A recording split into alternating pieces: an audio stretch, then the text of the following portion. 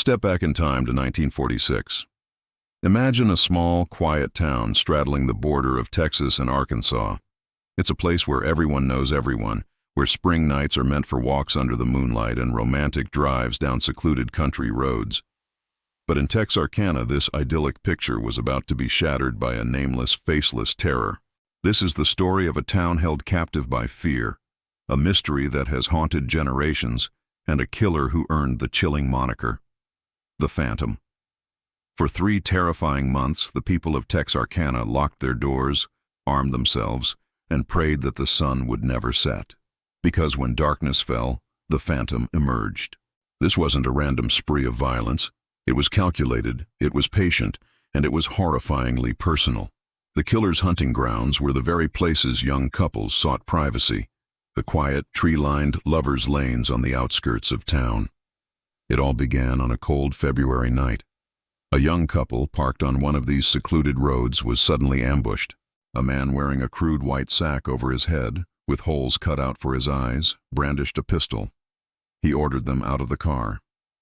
While they miraculously survived the brutal attack that followed, they were left with a terrifying story and the first glimpse of the nightmare to come. They were the lucky ones. Just 1 month later, the Phantom struck again. This time, there would be no survivors. Another couple, found in their car on a different lover's lane, had been shot and killed. The town was in shock. Fear began to curdle into paranoia. Who was this masked man? Why was he targeting couples? The local police were baffled, and the Texas Rangers were called in, led by the legendary Captain M.T. Lone Wolf Gonzalez. The manhunt was officially on, but the Phantom was always one step ahead. In mid-April, he claimed 2 more lives. A 17-year-old boy and his 15-year-old girlfriend were found dead, shot multiple times on yet another remote road. The pattern was undeniable, and the terror in Texarkana reached a fever pitch. The town's social life ground to a halt. The once bustling streets became deserted after dusk. Businesses closed early. Parents forbade their children from going out. People nailed their windows shut and pushed furniture against their doors. The Phantom wasn't just a killer. He was a ghost who had stolen the town's sense of safety. The media frenzy was immense. Newspapers across the country dubbed him the Phantom Killer, a name that perfectly captured his elusive nature. He seemed to materialize out of the darkness and vanish without a trace. Hundreds of suspects were questioned. Every strange car, every suspicious person was reported to the authorities. The investigation was one of the largest in Texas history at the time, involving local police, Texas Rangers, and even the FBI. Yet they found nothing. No fingerprints, no definitive weapon, and a whirlwind of conflicting witness accounts. The killer's only signature was the crude white mask and his terrifying, cold-blooded precision. Then, on the first weekend of May, the Phantom changed his methods. This time, he didn't wait for a couple to park in a secluded lane. He broke into a farmhouse miles from the previous attacks. Inside, a farmer and his wife were asleep. The killer shot the husband, Paul Martin, through a window, killing him instantly. His wife, Katie Starks, was shot twice in the face, but miraculously survived. As she lay wounded, she watched the killer try to break through the front door before he finally gave up and disappeared back into the night. This final attack was different. It showed the Phantom was evolving, becoming bolder. He was no longer just a lover's lane killer. He was willing to invade the sanctity of people's homes. The town was on the brink of complete hysteria. But then, just as suddenly as he appeared, the Phantom vanished. The attacks stopped. The spring of terror ended, but the summer brought no relief, only a lingering, suffocating fear.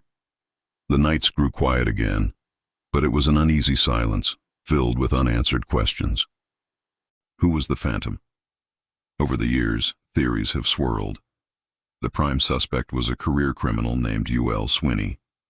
He was a known car thief with a violent history, and his wife even confessed to police that he was the killer, providing details that seemed to match the crimes.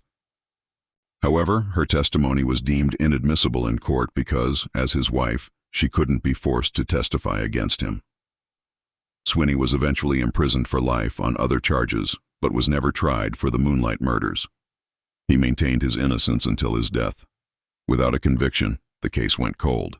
The identity of the Phantom Killer remains one of America's most chilling unsolved mysteries. The impact on Texarkana was profound and lasting.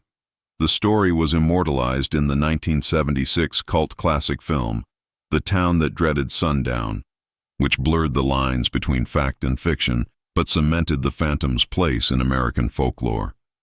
Even today, the legacy of fear endures.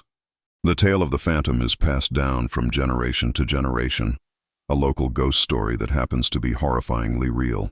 The case files remain open, a silent testament to the 5 lives lost and the shadow that fell over a small town one fateful spring. The man in the white mask was never unmasked, leaving Texarkana to forever wonder about the face of the Phantom who once haunted their moonlit nights. Thank you so much for joining me on this deep dive into one of history's most haunting unsolved cases. It's a stark reminder of how fragile our sense of security can be. If you found this story as compelling as I do, please hit that like button and consider subscribing for more journeys into the dark corners of history. We'd love to have you as part of our community. See you in the next video.